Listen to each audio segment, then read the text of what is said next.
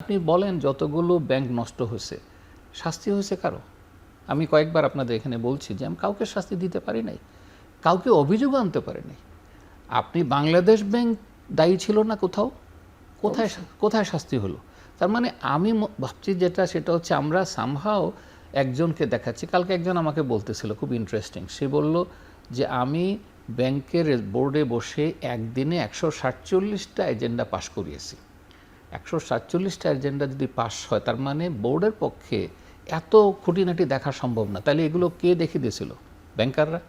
তাদের কারো শাস্তি হয়েছে? সুতরাং আমরা কিন্তু ওইটা না করে আমরা এমন একজনকে ধরার চেষ্টা করছি, আমি আপনারা জানেন, যাকে আসলে ধরাছোঁয়ার বাইরে তিনি, যাকে ধরেন আপনি আইন মতো ধরতে থাকেন, কিন্তু আপনি আইন বদলিয়ে ধরবেন না। আইন বদলিয়ে ধরলে কি হবে? আমি তখন বলবো ভবিষ্যতে এবার ওনাকে ধরছেন, ভবিষ্যতে সরকার বদলাবে একদিন না একদিন, তখন আমাকে ধরবেন। এটা বিজনেস কনফিডেন্স আনবে না।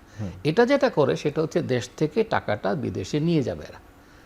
এই যে নিয়ে যাবে, এটা দেশের ক্ষতি হবে। সুতরাং আমরা যেভাবে ইমোশনালি কথা বলি, পলিসি মেকার এত ইমোশনাল হলে চলবে না। সাধারণ মানুষ ইমোশনাল, কিন্তু পলিসি মেকারকে সাবধানে কথা বলতে হবে যে আমি সার্টেন রুল এভাবে। আজকে দেখেন আমেরিকান কী অবস্থা, ওই ইমোশনেই কাজ করতে গিয়ে। রুল বেস সোসাইটি অনেক বেশি গ্রো করে। রুল যেখানে নাই, যেখানে অমুকের কথায় জিনিস বদলে যায়, সেটা খুব দ্রুত ভেঙে পড়ে, সেটা ভেঙে পড়ে।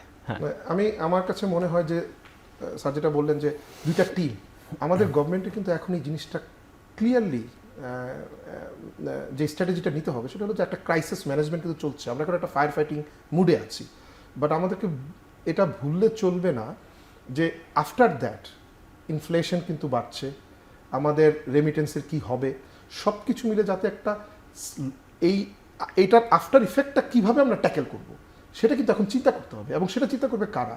এই ক্রাইসিস টিমের তারা না, আরেকটা টিম যারা একটা লং টার্ম স্ট্র্যাটেজি ঠিক করবে এবং পলিসিগুলো সেভাবে অ্যালাইন করবে। আদারওয়াইজ কিন্তু আমরা সমস্যা থেকে আর বের হতে সহসা পারবো না। কিন্তু এই জন্য তো আপনাকে সমস্যাটা দেখতে হবে। যদি যারা আসলে চিকিৎসা করবেন তারা যদি সমস্যাটাই ধরতে না পারেন বা সমস্যাটা ওভারলুক করে যান, তাহলে তো ওষুধ ঠিকমতো আসবে না।